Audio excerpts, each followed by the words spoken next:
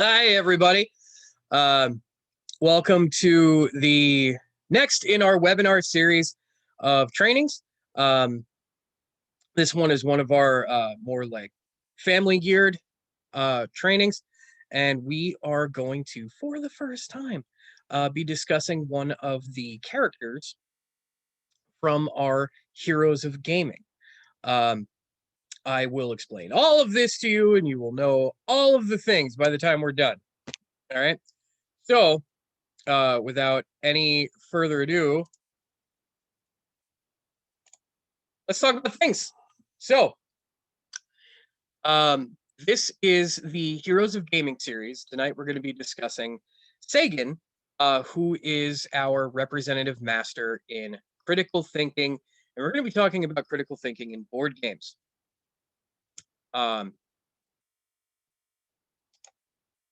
So, who am I? I'm James Kirk. Hi, I have been a therapeutic game master for over 3 years at this point with the Bodhana group.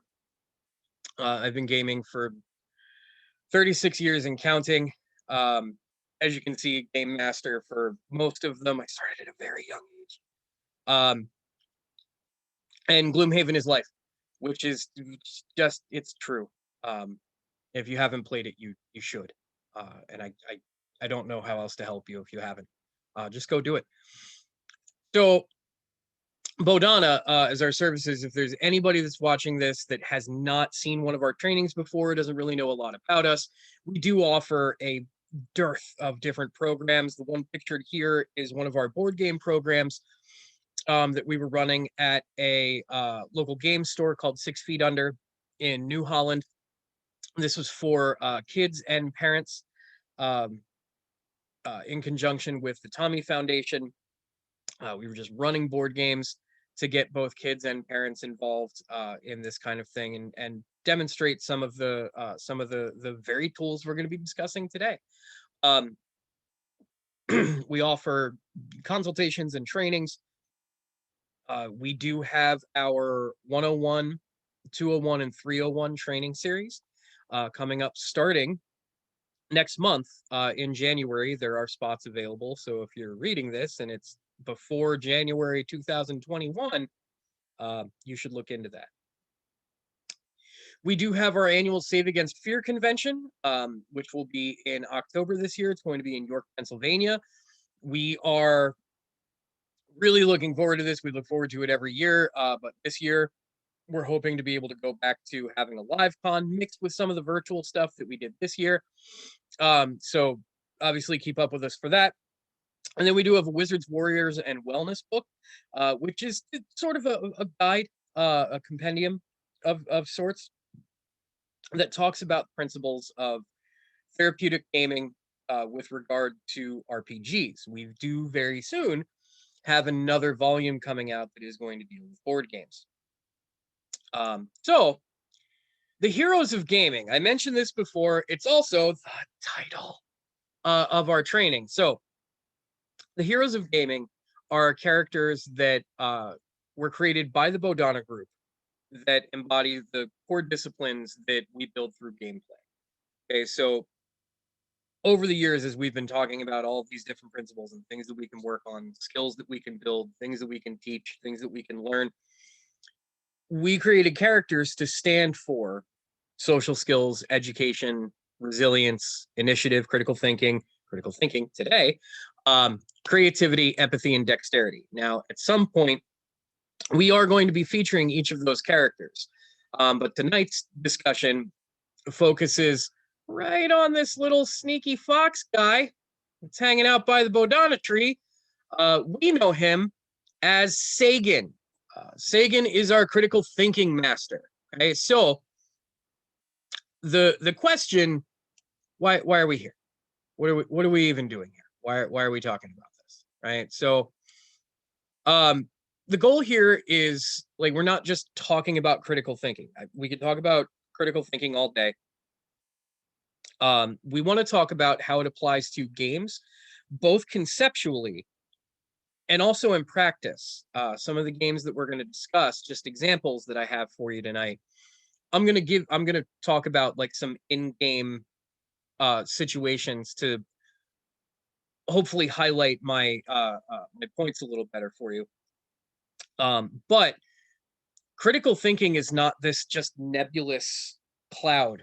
Um, don't think about Galactus from the Fantastic Four movies, the old terrible ones. It's not that kind of cloud. Um, so this is a concept that breaks down into several focused and key categories.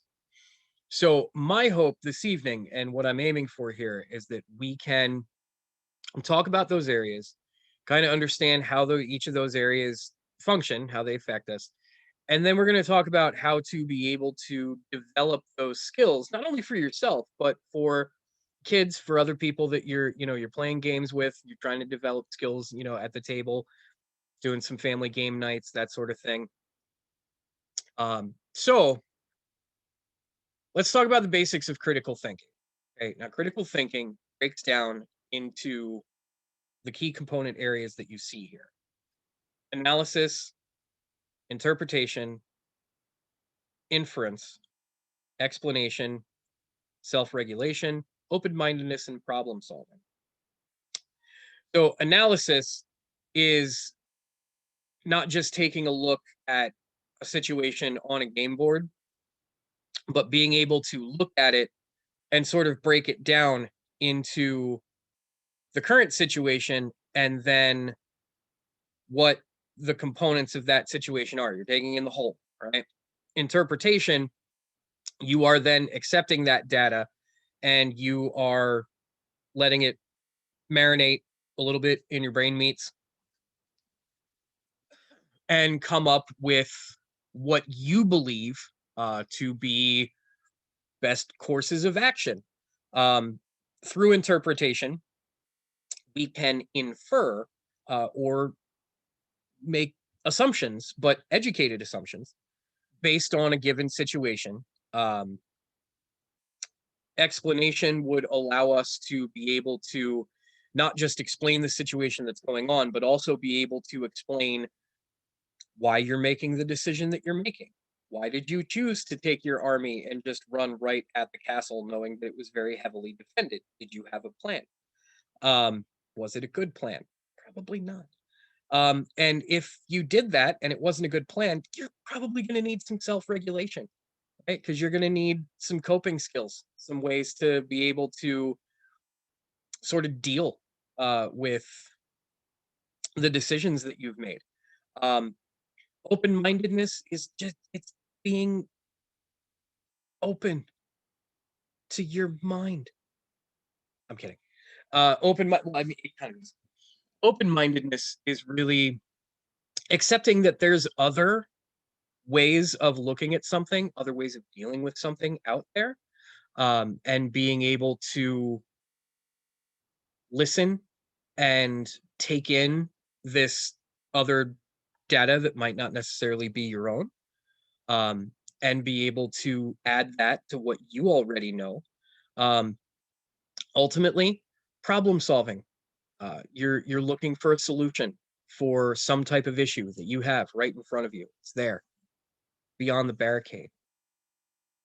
That was a Les Mis reference. I also did theater, guys. Okay, hang with me. So problem solving, developing your problem solving skills, your ability to take a challenge and be able to come up with a solution for said challenge, um, without relying on other people to solve it for you. Your ability to solve problems on your own. These are all skills and components of critical thinking when we're talking about it being applied to playing tabletop games. These skills could be worked individually.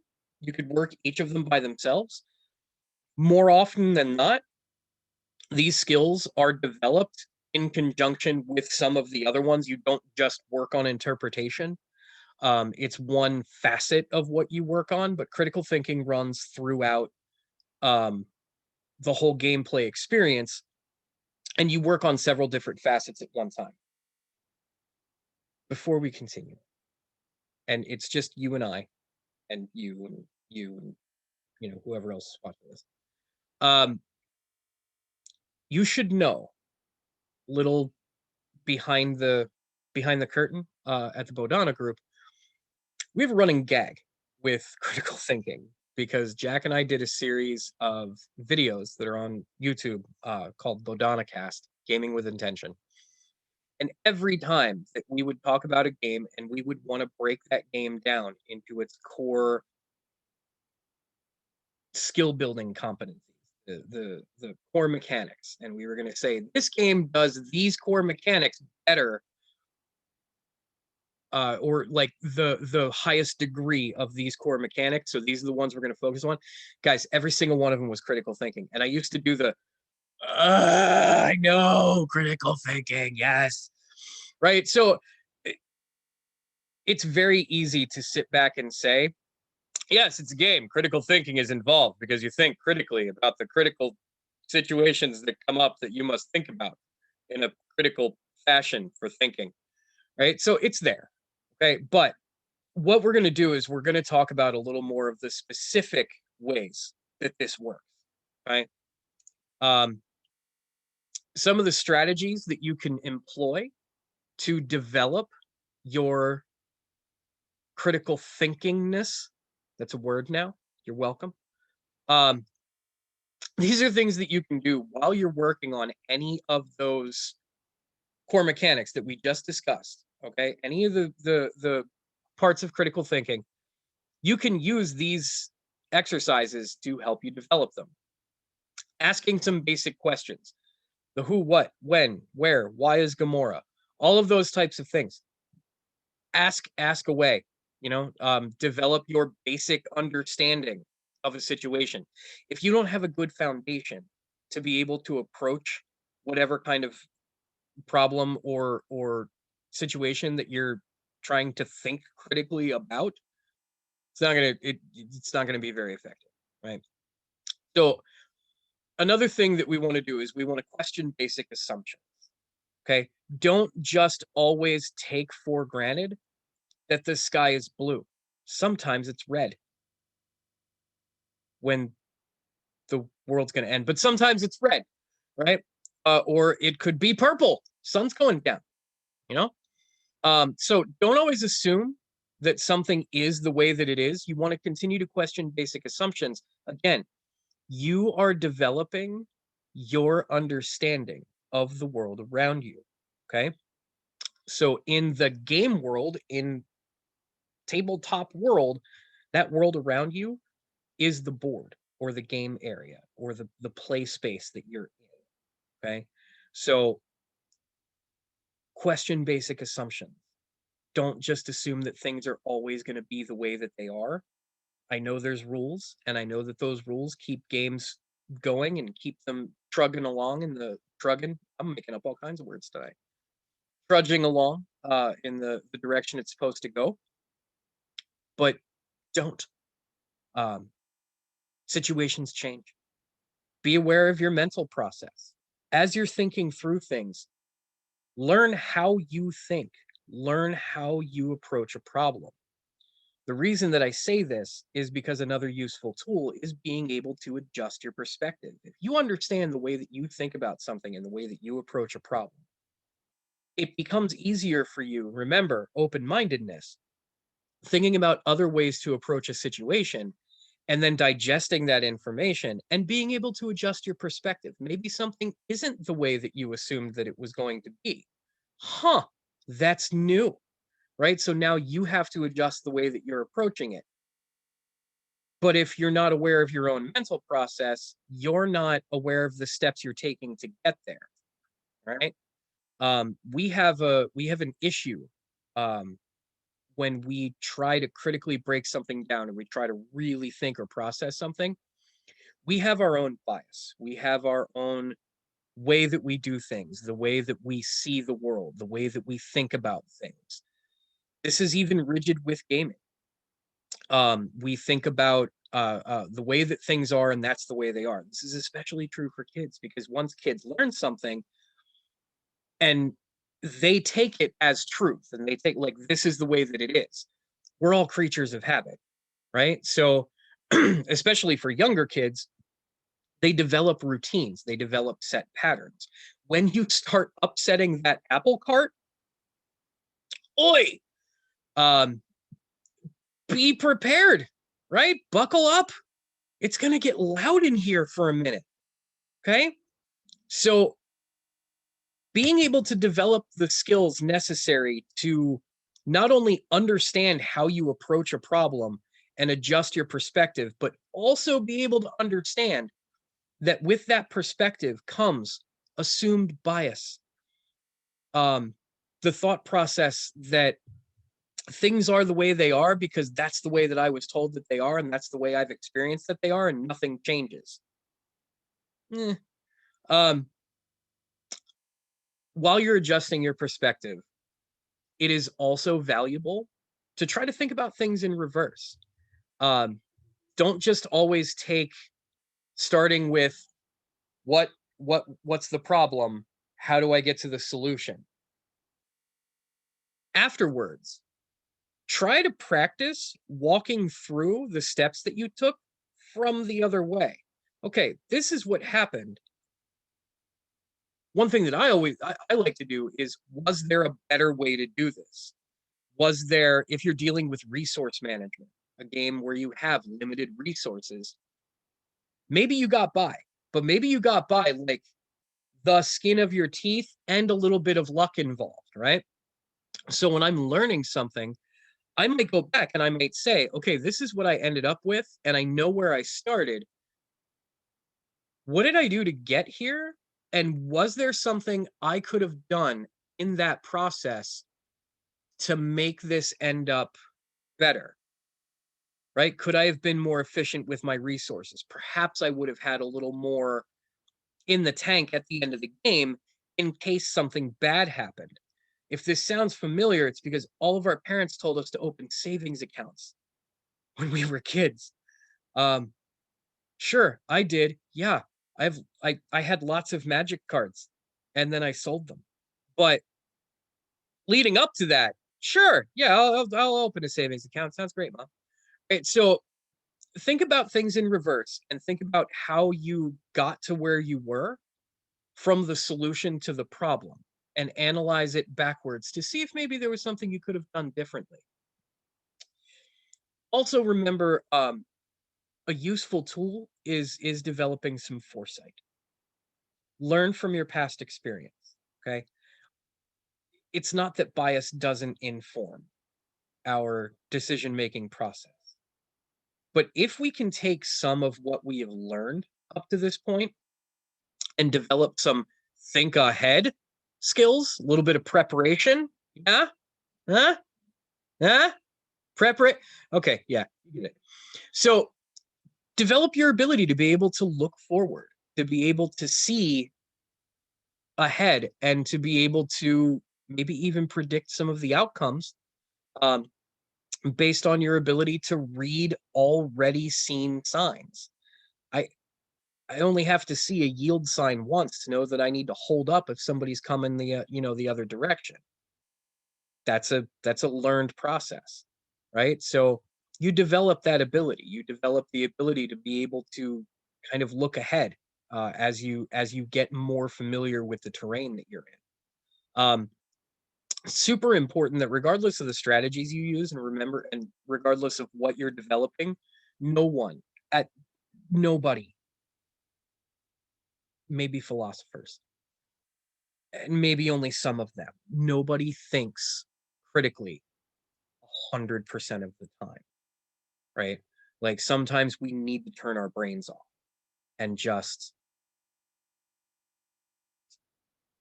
watch Batman v Superman or something dumb, right? I say that as if those things are two different things, but they're really not. They're the same thing. Batman v Superman and something dumb, same. So while we're talking about this is really what this is going to break down for us, for the remainder of this talk. Developing critical thinking is being aware of your own tendencies, how you think, and then take another step in developing the skills to understand what's used around us, and then new ways of interpreting that data without falling victim to our own bias. sounds super easy to just sit here for me to say that. I know it's difficult. There's so many times I can't get over my own bias too. Like I get it. I understand it. But I also know it's there. And I also know that I am consciously, when I try to use these skills, I am consciously trying to fight against just giving into my own bias. Okay. So like what's in it for, like, why do I need to do this? What's in it for me?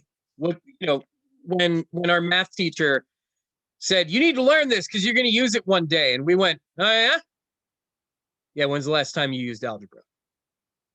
Probably sooner than you think. I can't think of an example, but I'm sure it's there. So developing your critical thinking skills increases your problem solving skills. That's a life skill, right? We need that for functional livelihood. Better understanding of your thought process, another life skill. Improving your core competencies, professional development, right? Your core competencies, your abilities to be able to work with other people, direct with other people, leadership skills, all those types of things. That's all professional development. Developing confidence, that's a personal development. Confidence opens doors, man. Chicks dig confidence, or so I'm told. Increasing personal agency, that's another life skill. Your ability to just identify that, oh man, I need to motivate myself here for a minute, right? Because there's nobody pushing me anymore, and this swing isn't going to swing itself. Increasing your personal resilience. 2020, right? We needed some resilience. This has been a resilience-heavy year. Okay, so our ability to be able to respond to changing situations. Life skill. Also, because Stone Cold said so. You want to argue with that guy? I don't want to argue with that guy. I don't. But so these are, in all seriousness, like, these are some of the things that you can get out of developing these skills and using some of these strategies. And at this point, we're going to bring it to the game table. How do games do this? What do games do? How do we make the game do the thing? So let's take that list that I talked about earlier with the different areas of critical thinking, going from analysis all the way down to problem solving. Now, we can find combinations of these in nearly any game that you can think of. I have taken a couple of examples.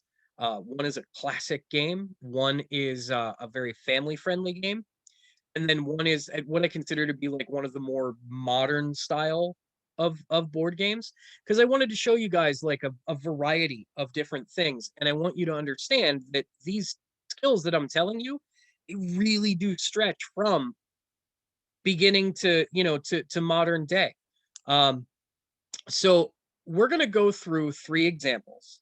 Okay, the first one, super recognizable. If you watched Netflix, you've become a fan of chess, right? So let's break down each of these areas of critical thinking and how it can apply to a game of chess, right? Analysis. You study the board to plan your moves, okay? You're taking a look at where your opponent is, where you are. You're looking for opportunity, okay?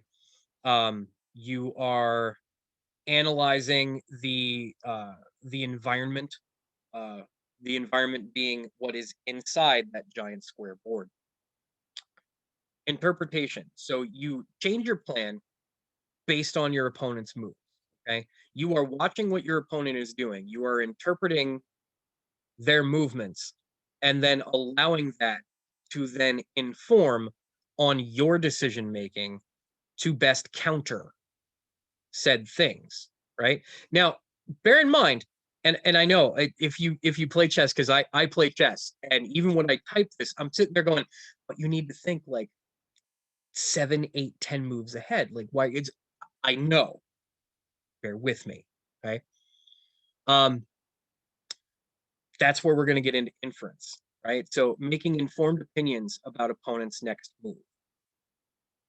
You can start to predict or at least with an educated guess, be able to predict what your opponent might do next based on their current behavior. It gets easier to do the longer that you play, the same opponent, and that's why there's entire books that are written about strategies for chess and particular types of moves and types of strategies, because those are chess in and of itself has a ton of systems, but it has some systems that once you know the type of player, you can make some inferences about the types of moves that they might make. Okay. Explanation, have a reason why you're doing it. This is developing your own personal strategy, your reasons for why you are making the moves that you are making. Okay. This is important because it is understanding your thought process. Being able to explain your strategy is being able to explain why you think the way that you do. Remember when we went back there and we said, have knowledge of your own thought process? Yes, because you should be able to analyze that thought process. If you can explain it, you can also learn from it, which means that you can also change it as necessary. Okay. Self-regulation, here's a towel. Don't panic. Okay. Things are going to happen during the course of the game.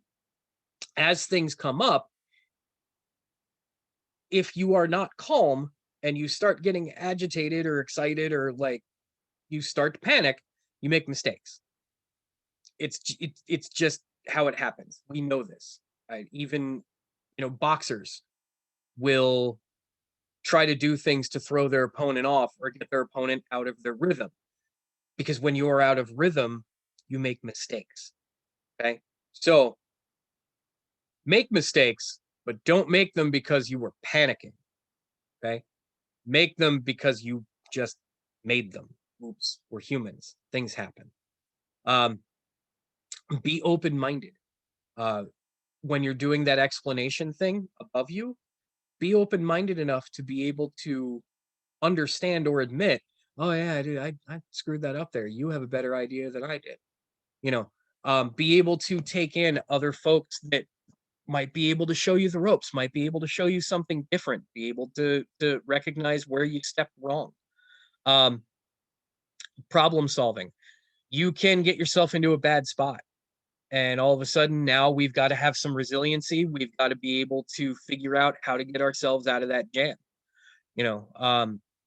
And in that way, this is developing problem solving skills. Chess is old, old game, but look at all this. This is every single core mechanic that we talked about with critical thinking, all in this one game. And there's other interpretations that we could put into this. The the idea that you can learn things like castling in chess, swapping the place of your king in one of your unmoved rooks, and knowing when to do that. I think it's funny to me that if chess had been made modern day as opposed to being made as long as it was ago, people would look at it now and they would say that the queen is OP. Fix that piece. OP meaning overpowered, right? Because the queen can move anywhere. But maybe that's a piece that needs to be sacrificed for something, right? It better be something big, but you can do it.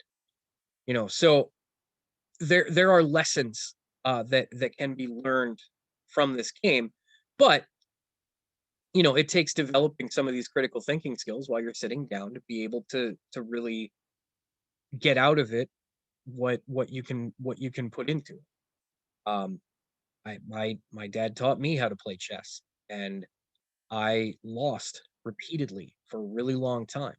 Um, One thing I think I would throw out there because it helped me, um, don't ever, and I'm going to say this for any game, but when you're developing these types of skills, don't go easy, and don't just let the other person win.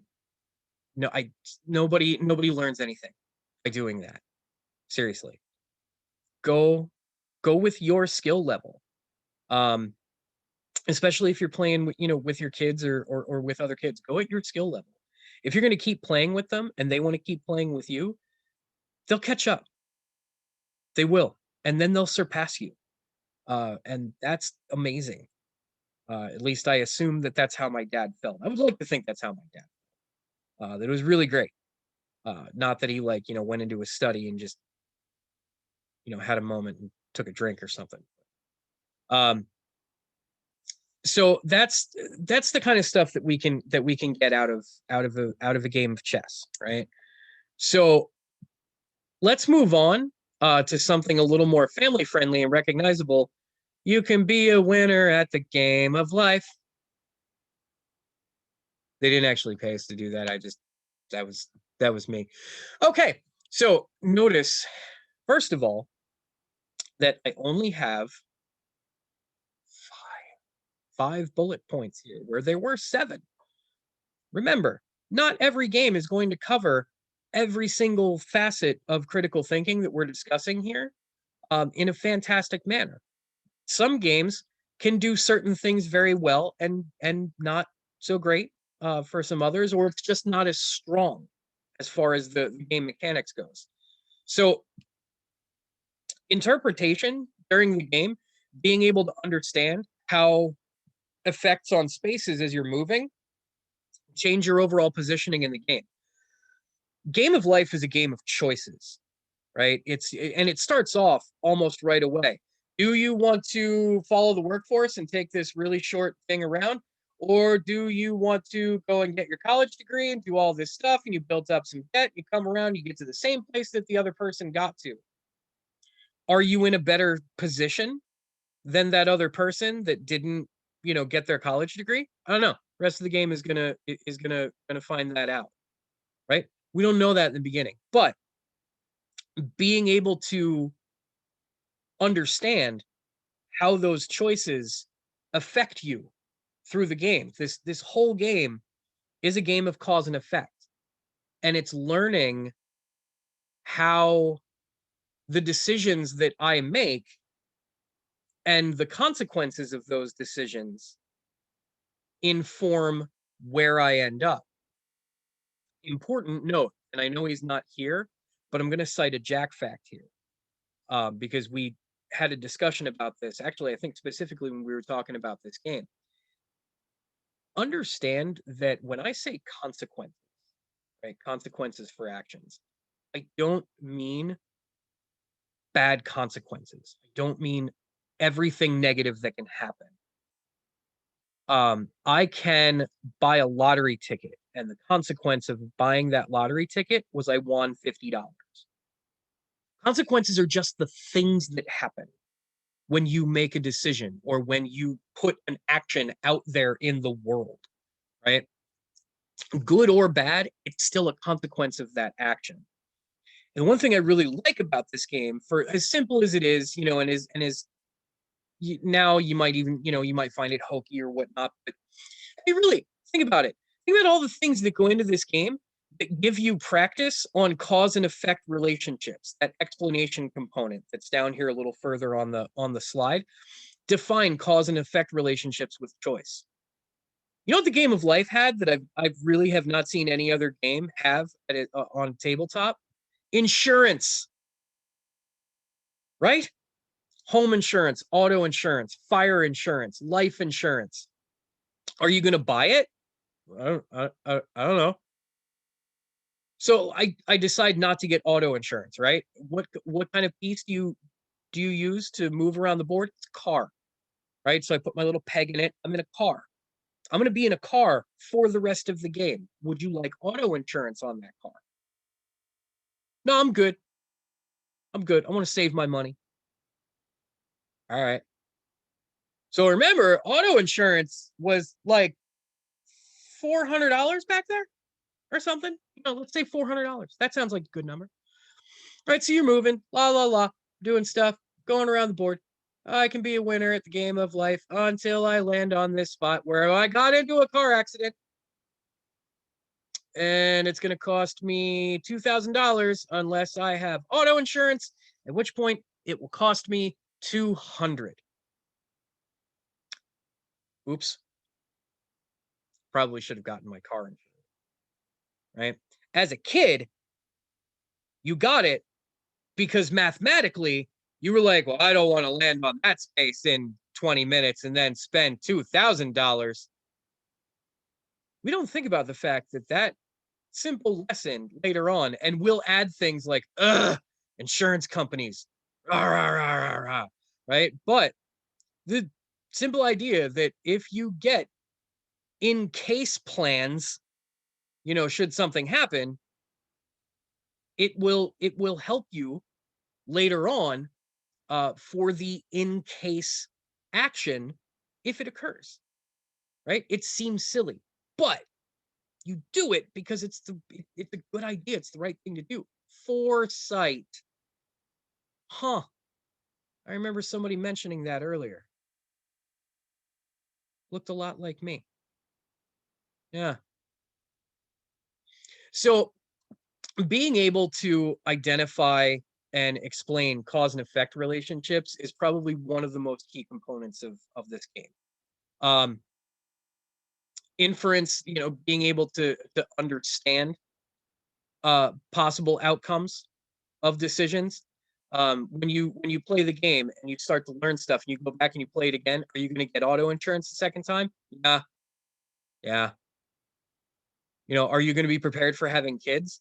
I don't think I've ever seen somebody play the game of life and get through it with no kids and get to the end with the mansion and like just have all the money. Or they did, but they're extremely lonely people. If they don't have anybody else there, wife, kids, any of that stuff. So, gain understanding of possible outcomes of decisions during the game. Keep calm as the situations change. Self-regulation. Bad stuff is going to happen. It's called the game of life, right? So challenging things are going to come up. Your ability to be able to regulate, develop some coping skills to be able to get through it, have the resiliency to be able to put your head down and charge forth. It'll get better. It'll get better. It'll get better. I'm sure it'll get better. It's probably going to get better. Somebody told me it's going to get better. And then problem solving, right? Finding ways to continue forward progress as the situations get complicated. The aforementioned, you got kids now, right? So now you got mouths to feed. So what are you going to be able to do to make sure that all of that happens and they're taken care of and you continue your forward motion, right? So the game is called the game of life for a reason. It practices some of these core mechanics, and most of them are life skill type stuff. That cause and effect one is big. We don't, full disclosure, like I have a 3-year-old that thinks that there are no consequences for his actions, and I'm constantly proving him wrong. But it's not, it doesn't stick there. It sticks there in the short term, but not in the long term. Let's try hitting the table and doing some board games and see if we can develop it that way, right? Yeah, that'll be the next thing we do. But you get the idea here. So this one is like my more modern example. Marvel Legendary. This is also one of my favorite games, and while I could wax philosophical about this game for the rest of the night, I'm going to keep this short, but I do want to talk about some of the things that this game can do. This is a deck building game. For those that are not aware or familiar with it at all, I know chess in the game of life is pretty recognizable, but Marvel Legendary is a deck building game. You fight villains in a mastermind, and you build decks out of available hero cards for Marvel's recognizable superheroes, and you try to build them into combinations that make your deck work better. So analysis. One thing that this game demands is situational awareness. Being aware at all times of what the mastermind is up to, how close you are to the mastermind fulfilling his scheme, and ending the game that way. how the city is doing. Are there a lot of villains in the city? Does the city need cleanup as opposed to just going after the main bad guy? There are things to balance in the game, and having awareness of not only the challenging situations, but also what is available for you to purchase as far as resources, because you're building your deck and making your combinations of cards, and sometimes your stuff that you're looking for just isn't available. So how do I make the best out of this bad situation? Having situational awareness, being able to be aware of what's available resource wise and what challenges need to be met immediately and what are like the growing challenges that you're going to have to deal with later. Um, as those cards come up, you need to be able to interpret what the card says and how that card is going to interact with the other things in the game. Most notably, how the card is going to interact with the other cards in your deck that you're creating. Um, so if I purchase this card and I add it to my deck, does it actually make it more complicated for me to do the things I'm trying to do? Am I better off not getting anything this turn and just waiting for better stuff to come along? Do I succumb to the pressure of needing to get better cards now, as opposed to waiting? Um, the game follows some pretty basic rules, which can develop, some pattern recognition. You know, um, you can make some educated guesses on when villains are going to hit the city, how many villains are going to be in there, what they're going to do. Their abilities are right on the card, so you can kind of figure out, like, okay, if I don't take this person out now, this thing is probably going to happen in another 2 turns, which is going to be bad for me. So maybe I need to take this thing out now. Um, the cards themselves that you play with, that you build your deck around, have potential combos that they can pair with other cards in the game, depending on what cards are being used. Your ability to be able to take what the card says, read it, and not only interpret it to understand that card relationship, but then be able to figure out, oh, if I play this and I have this other card in my deck and both of them are in my hand, then I win at life, or it feels that way. But being able to detail combos, and more than like, I play these two cards together, but saying I play these two cards, which lets me do this thing, which then I get to do the other thing, and then I get to draw 3 more cards, which is probably going to get me the other thing that I need. And being able to string this out to like 7 or 8 card combos, and I've gone cross-eyed. But being able to understand that and explain all of that and know how that works. There is a super strong resilience mechanic with this game. We joke when we play this, it is a cooperative deck building game, so you are working with other players to beat the mastermind. One of the jokes is that this game hates your face, because it does. There are like 3 or 4 different ways that your team can lose this game, and really only one way to win. Right. So a lot of times in the beginning of the game and early on, when the heroes aren't that powerful, yeah, it looks bad. It really looks bad. It absolutely looks like you are going to get crushed. And there have been times where I've even sat there and said, guys, I don't see this happening. You know what? Let's just reset it. Let's just reset it and go again. And somebody else convinces me, no, man, pat on the back. We got this. I'm like, okay, I 30% believe you. Right. And we get into the game, and sometimes we pull it out. That's that resiliency mechanic. It's not giving up when things don't look good. Sticking it out, seeing if you can change fortune. The actual challenges in the game change constantly too. The basic idea is always there: defeat the mastermind before the mastermind pulls off their scheme. But all of the villain cards, not the hero cards that you're working with, but the villain cards that are working against you, constantly change the situation. Right? There is always a new problem to tackle. Like, oh, okay, well, we got this really big thing down. Like, we beat Juggernaut. Yeah, Juggernaut's gone. Guys, we're so good. Oh, crap, Mystique's here. Right? And Mystique comes with a completely different challenge than Juggernaut comes with. So now we have to deal with her. So being able to problem solve and be able to answer issues as they come up is really key. you know, I just one example that comes to my mind of how this can work. The character of Cyclops in Marvel Legendary has each character, each hero has 14 cards that get added together with other heroes that also have 14 cards, and you shuffle all the heroes up, and then, you know, randomly you get cards from all these different heroes, and you can mix and match them. You don't have to play just the one hero. Cyclops's cards don't really seem like they work well with anybody else's, because some of Cyclops's cards specifically say discard a card to make this thing happen. Well, I don't want to discard a card because I want to play all of the cards that are in my hand. Later, I discovered early when I was playing that one of Cyclops's cards says, if you discard this card, put it back in your hand. Oh, so if I discard this to play this other card, I can then take this discarded card and put it back in my hand? Yes. So I could discard it to play this other card that says discard a card? Yeah. And you could discard it and then pick it up.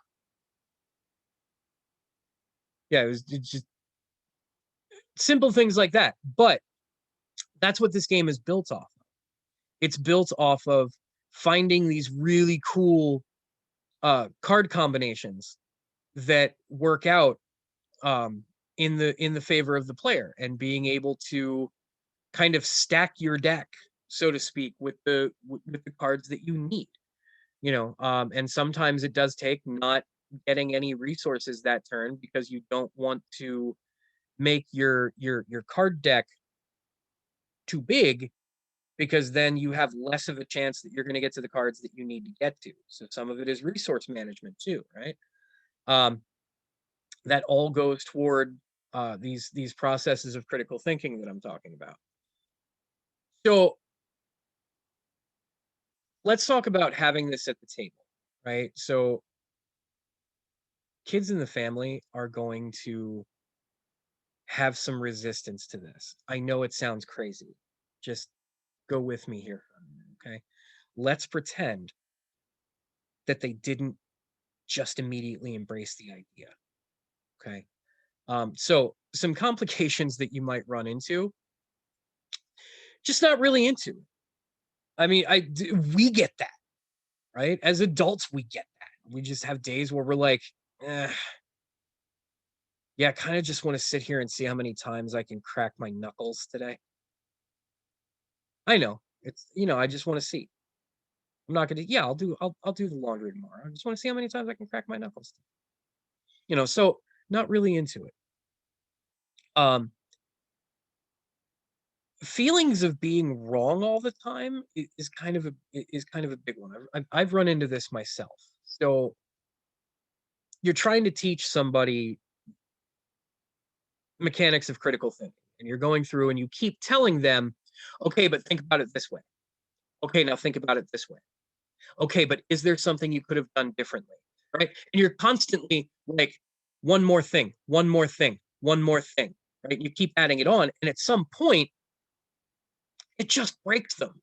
You know, they're like, well, I can't do anything right. Like if I'm never just right about a situation, how, like, why is this even worth it? I'm just asking myself the same questions over and over and over again. You can experience some mental encumbrance. There's a lot to consider. And if you keep stuffing all of this stuff in, again, that idea of like, okay, but think about it this way.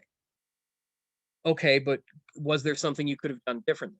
Okay, consider this option. If you keep putting things in there, like eventually the sandwich becomes like that cartoon level thickness that only Wacko Warner is able to digest on his own. Um, and you can fill heads. You can fill heads very easily. Um, Learner's fatigue. You know, the idea that kind of goes hand in hand with this mental encumbrance problem, right? Like there's so much in the brain that now, like I can't. You know what? I I kind of hit a wall.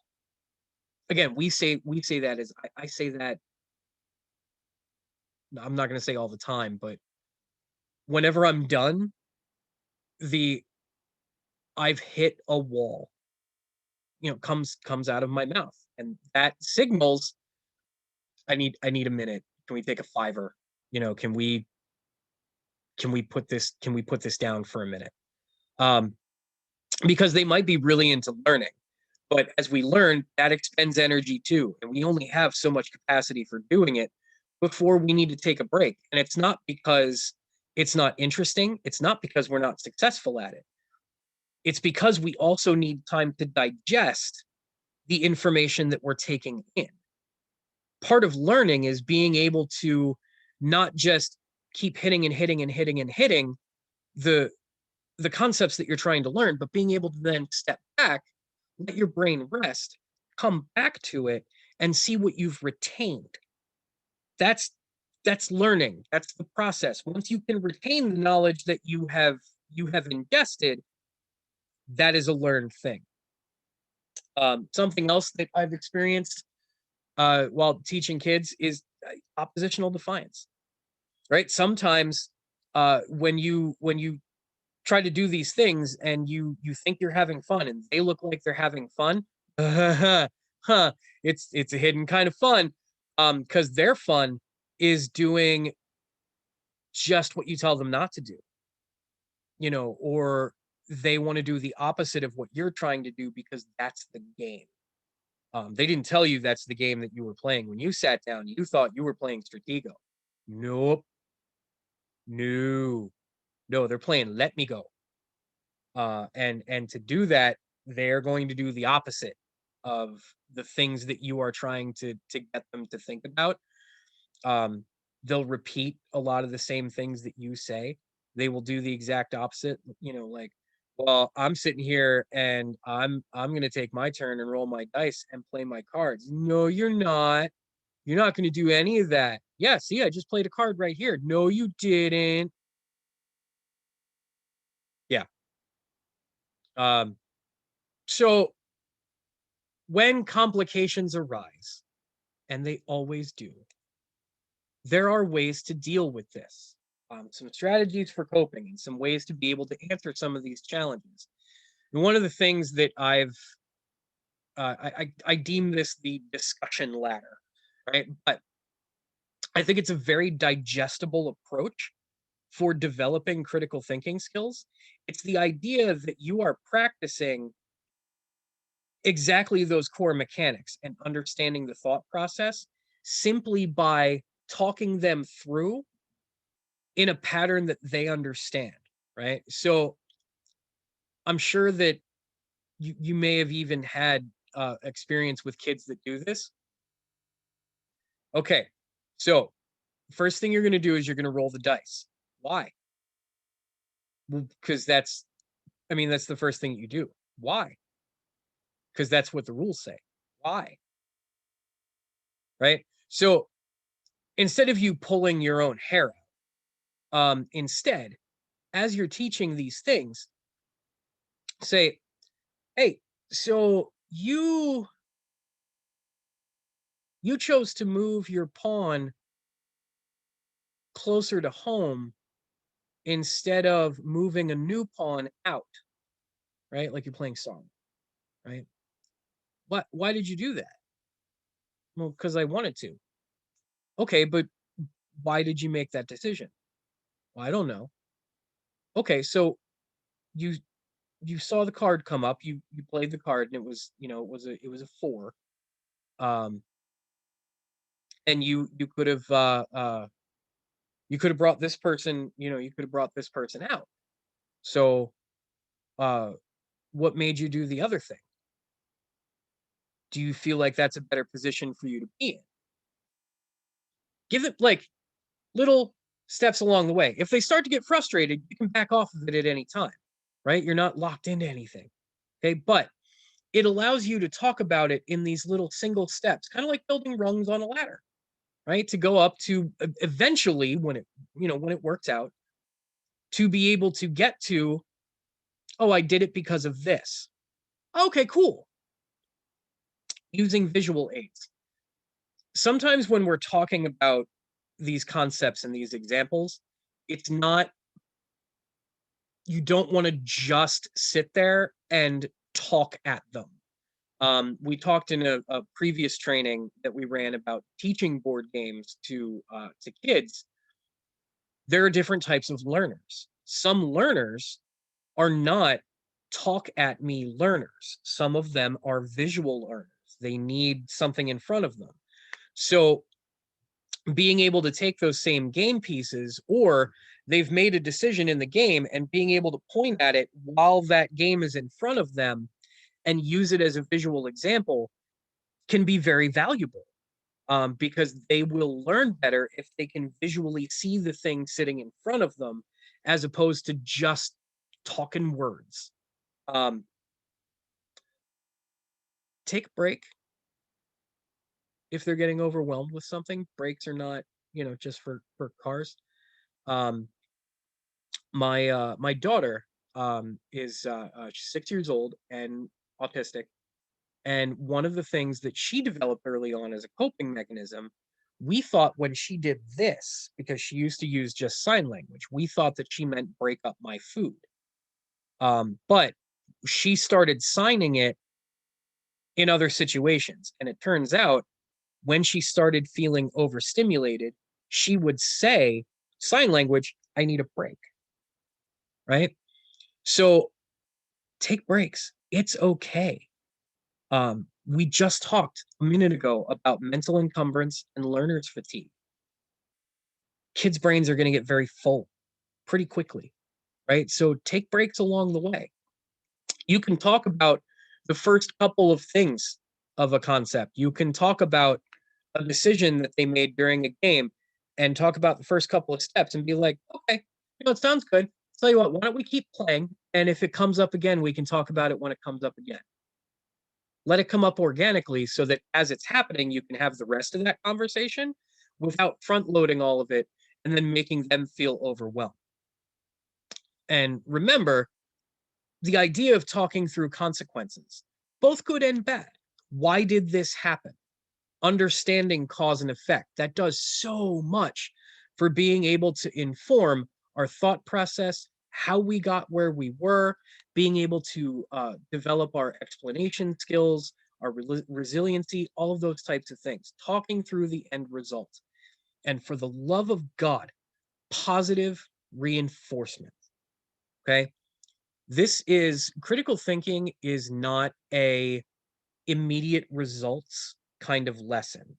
It's not the burner's hot, don't touch the burner, you touch the burner, now you burned your hand, right? Critical thinking is the burner's hot.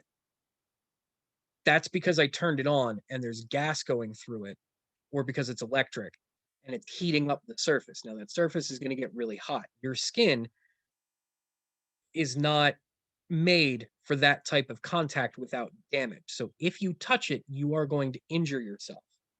Why did you decide to touch it? Because you were curious, because you wanted to know. Like, see, like all of this just it can keep going and going and going. They don't get an immediate response out of it.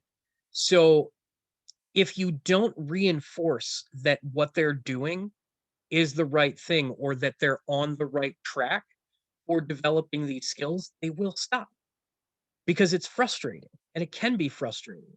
It is less frustrating if you are with them and you're telling them, hey, really good job on that. I like your thought process. I like I like where you're approaching this. We can keep talking about this and, different perspectives and different ways to, to be able to look at what you're saying. But I think you're off to a really good start. That's all they need to hear, you know? And, if they're not off to a good start, obviously there's positive ways to guide them to be able to get off to a better start, but be positive with them. This takes time to learn. It is not something that you just jump into, right? So overall, games can develop all sorts of critical thinking styles and different key components to critical thinking. But I think really like what it takes is a willingness to keep hitting it and keep going over it. And doing it in digestible bits, right? So that it's not totally overwhelming, and then being positive with kids when they try to develop these skills. I think those things in conjunction overall make for some successful family game time. So that's pretty much what I've got for you. For more information about the Bodhana Group, you can reach out to us at www.thebodhanagroup.org or the Bodhana Group at gmail.com. You follow us on Facebook or at the Bodhana Group on Twitter. Wizards, Warriors, and Wellness, the therapeutic RPG manual, is available on DriveThruRPG and can be found there. Second book will be available on there as well as soon as that gets published. And we have Save Against Fear, our annual convention, coming up in October of 2021 in York. And we will have plenty of information about that. You will not be lacking for what is going on. And I do want to show you that since we are doing this as a webinar series, next couple of trainings that we have coming up.